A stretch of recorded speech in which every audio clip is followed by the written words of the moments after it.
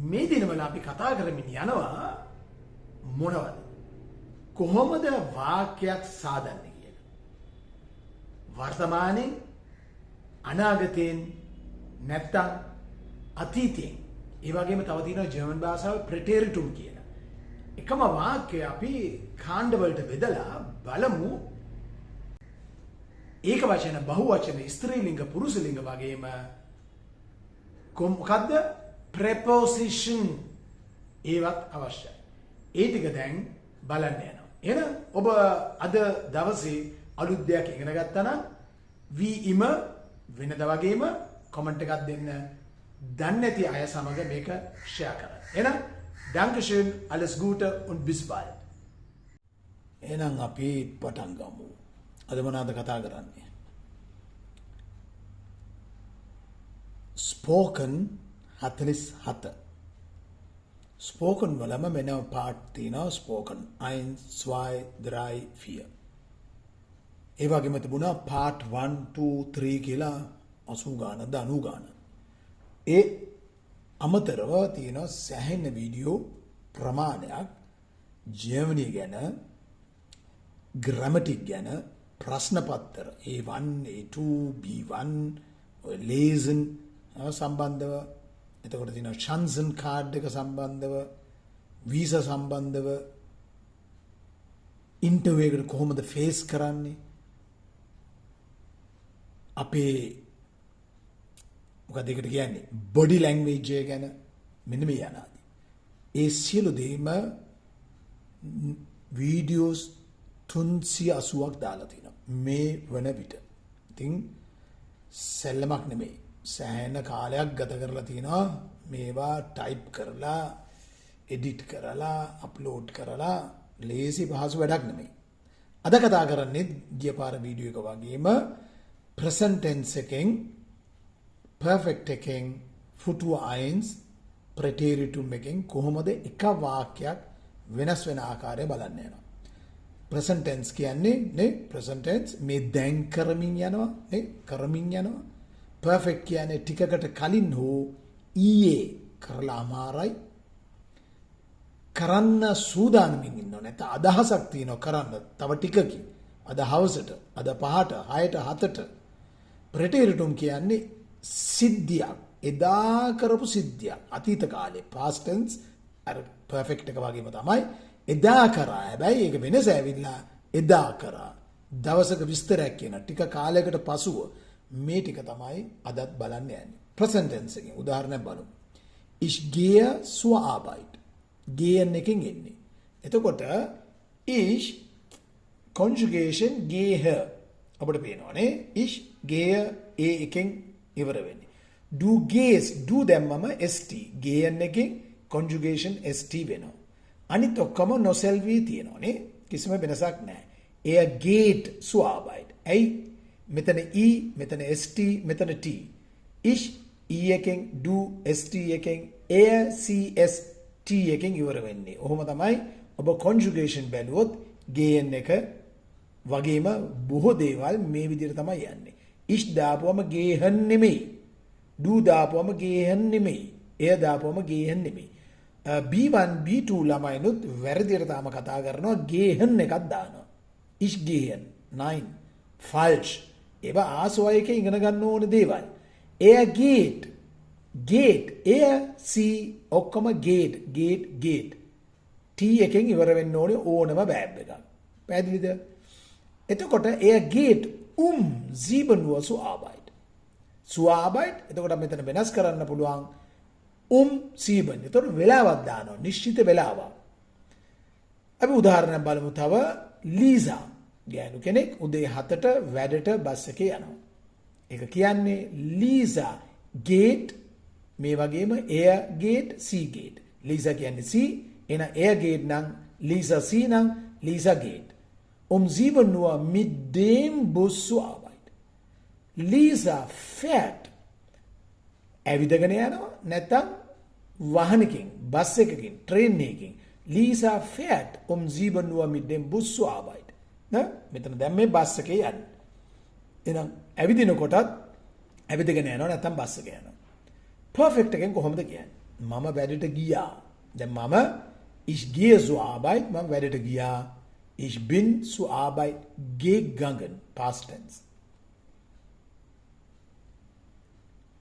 Lisa ist mit dem Bus gefahren. ලීසාව කෙනෙක් අරගෙන යනවා. ඒ කියන්නේ ඒක ට්‍රේන් එකක් වෙන්න පුළුවන්, ස්ට්‍රාසන්බාන් වෙන්න පුළුවන්, බස් එකක් වෙන්න පුළුවන්, නැත්නම් ෆ්ලීගන් එකේදී ෆ්ලයිට් එකක් වෙන්න පුළුවන්. නැවකදී ෂිප් එකක් වෙන්න පුළුවන් නේ. එතකොට Lisa ist mit dem Bus gefahren. Lisa ist mit dem Zug gefahren. Lisa ist Auto gefahren, ne? Mit dem Auto gefahren. Lisa ist mit dem Flugzeug geflogen. පැහැදිලිද? fliegen, geflogen ඒක ඔබ දන්නවනේ. මෙතන තියෙනවා පොඩි කතාවක් ඕගොල්ලන්ට කියන්න. ඒක සමහර ඒගොල්ලෝ පටලව ගන්නවා. සමහර නෙවෙයි බොහෝ අය. Lisa ist mit dem Bus gefahren. මෙතන තියෙනවා Lisa hat das Auto gefahren. මේකේ තේරුම මේ වෙන කෙනෙක් ඇයව රැගෙන යනවා. හරිද? හැබැයි මෙතන Lisa hat das Auto gefahren කියන්නේ එයා පැදගෙන යනවා නම්. ඒ කියන්නේ ඇය ධාවනය කරනවා. ඒකට කියනවා lenken. ඒ කියන්නේ lenkrad. Das lenkrad ඒ කියන්නේ ස්ටියරින් වීල් එක කරකවගෙන ඒ කියන්නේ ඒක භාවිතා කරගෙන පැදගෙන යනවා. නැත්නම් steuern.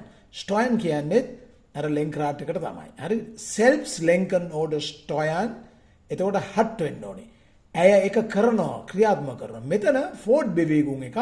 ෆෝඩ් බෙවීගුන් කියන්නේ ක්‍රියාදාමයක් මූවමන්ට් එකක්. එතනදී is දාන්නේ. මම හිතන එක පැහැදිලි කියලා කවුරු හරි ඇය වෙනුවෙන් පදවනවා. ඒක බස් එකක් වෙන්න පුළුවන් ට්‍රේන් එකක්. ඒතොර is ඇය selbst fahren කරනවා නම් තමන්ගේ වාහනයකින් Lisa hat das Auto gefahren. පැහැදිලිද? perfect එකකින්. okay. එහෙනම් තව එකක් බලමු. Futur I. Ja. Ekam ich werde mit dem Auto නැත්නම් zu Arbeit fahren. Ich werde fahren. මෙතන දාන්න පුළුවන් 7ට 8ට රතු පාට බස් එකේ කහ පාට බස් එකේ ඕවත් දාන්න පුළුවන්. මම උදේ 6:45ට දුම්රියෙන් වැඩට යන්නේ. Ich werde mit dem Zug වෙලාවක් කියනකොට හැමතිස්සෙම 7 Uhr, 8 Uhr, 21 Uhr, 23 Uhr. දවසක් කියනකොට දවසක් කියන්නේ සඳුදා අඟහරුවාදා බදාදා වගේ ඩේට් එකක්. am Montag එක වෙනුවට am වෙනවා. am Montag, am Samstag, am Sonntag 6:45. නැත්නම් am 12:10, am 11:10 12 වෙනිදා 11 වෙනිදා පළවෙනිදා නම් am 1:10. පැහැදිලිද? එකයි am එකයි අමතක කරන්න එපා. ඔබ ලියුමක් ලියනකොට B1 B2 එකේදී උදාහරණයක් වශයෙන් ලියුමක් ලියනකොට am වලට දාලා තිබුණ නැත්නම් ලකුණු කපනවා. ඉතින් නිකන් අපරාධ නේ. ඒක භාවිතා කරන්න. ඒ වගේම තමයි මේ සූ කිව්වම බුස් කිව්වම අවුටෝ කිව්වම ආබයිට් මේ ආටිකල් වලින් ලියනකොට පළවෙනි අකුර කැපිටල් අමතක කරන්න එපා. මුල් අකුර කැපිටල් මැදදී noun එකක් ආපුවම නේ ඒක දවසක් මාසයක් අවුරුද්දක් පුද්ගලෙක් කැපිටල් අකුර වෙන්න ඕනේ. Präteritum. Lisa fuhr zur Arbeit. fahren එකෙන් එන්නේ. මේ fahren එකේ Präteritum එක fuhr. Ich fuhr zur Arbeit. Er fuhr zur Arbeit. Ich fuhr zur Arbeit. මම වැඩට ගියා. Lisa fuhr දෙකම එකයි. මෙහෙම කියන්නත් පුළුවන්. Als ich zur Arbeit fuhr. මම වැඩට යන විට රියානතුරක් දැක්කේ. නේ? කොහොමද උනේ? කොහෙද දැක්කේ? අන්න එතකොට පාවිච්චි කරන්න පුළුවන් als as I als ich zur Arbeit fuhr sah ich einen Unfall. Präsens තව උදාහරණයක්. දරුවා බඩගින්නෙන් අඬනවා. Das Kind hat Hunger und weint. බඩගිනි දරුවා අඬනවා. ඒක කියන්නේ das Kind hat Hunger und weint. perfect එකෙන් කොහොමද ඒක කියන්නේ? Das Kind hat Hunger und geweint. ඇඬුවා. බඩගිනි වෙලා ඇඬුවා. Futur I එකේ das Kind wird weinen. Das Kind wird ඇයි? දැන් ළමයා නැගිට ගමන් අඬයි. එහෙනම් කෑම දැන් රත් කරන්න ඕනේ. තව පැය කාලෙකින් නැගිටිනවා. Das Kind wird weinen. නැගිට ගමන් අඬනවා. Das Kind wird 12 Uhr Hunger haben und weinen. පැහැදිලිද? Das Kind wird 12 Uhr Hunger haben. බඩගිනි වෙනු ඇත. ඊට පස්සේ අඬන්න පටන් ගන්නවා නේ. අපි නම් ඉතින් ඕවා කරලා නැහැ නේ. ඕකේ. මතකෙකුත් නැහැ නේ. Präteritum. වලින් මොකද්ද කියන්නේ? Das Kind hat 12 Uhr weinte und hatte Hunger. Das Kind hat 12 Uhr weinte කියන එක කියන්නත් පුළුවන් perfect එකෙන්. Das Kind hat 12 Uhr geweint කියන්න පුළුවන් දේම. නැත්නම් geweint නේ ගැලපෙන්නේ das Kind hat 12 Uhr geweint und hatte Hunger. මම දැකලා තියෙනවා දෙකම කියනවා. weint ඇවිල්ලා Präteritum වුණාට මේ දෙකක් තියෙන නිසා මේ දෙවෙනි එක තමයි hatte. haben weinen. Hunger haben weinen. ඒ වගේ weint und hatte Hunger. ඇඬුවා මේ දවසේ ඒ කාල පරිච්ඡේදයේ und hatte Hunger. එයාට බඩගින්නක් තිබුණා. බඩගිනි වෙලා අඬමින් තමයි සිටියේ. Alles klar? තව එකක් බලමු. Present tense එකෙන්. Er hat Durst. Er hat Durst. නේ? පිපාසෙන් සිටියේ. Perfect. ඔහුට පිපාසය ඇති විය. Er hat Durst gehabt. Durst gehabt. Futur I. Er wird Durst haben. Er hatte Durst gehabt. Er hat Durst, hat gehabt, wird haben, hatte gehabt. Alles klar? Dann ටිකක් පැහැදිලිද? Okay, තව එකක් බලලා අපි නතර කරමු Präsens. Ich gebe das Geld aus. සාමාන්‍යයෙන් එහෙම තමයි කියන්නේ නේ. Ich gebe das කියන්නේ ausgeben එකකින් එන්නේ. මේක trend word එකක්. Ausgeben, ich gebe, ඇයි මෙතන ich එක geben එකේ conjugation e එකකින් ඉවර වෙනවා. Perfect එකේ. Er hat das Geld ausgegeben. Okay? මේක තමයි මේ trend word එකක් වෙලා presence එකේ ඇවිල්ලා තියෙන්නේ. ඇය සියලු මුදල් වේදම් කරනු ඇත. Sie wird ganze Geld ausgeben. Präteritum. Mein Vater gab das ganze Geld aus. Das ganze Geld, sie wird ganze Geld, ඔක්කොම සියලුම මුදල් ausgeben, වේදම් කරනවා. වටපිට බලන්නේ නැතුව තමන්ගේ වගේ අනුන්ගේ සල්ලි නේ එහෙම අඳුරලා ඉන්න ඕනේ ඔබට. Mein Vater gab das Geld aus. තව එකක් බලලා Lisa. Lisa kauft ein neues Kleid. Kauft ein neues Kleid. Perfekt. Lisa hat ein neues Kleid gekauft.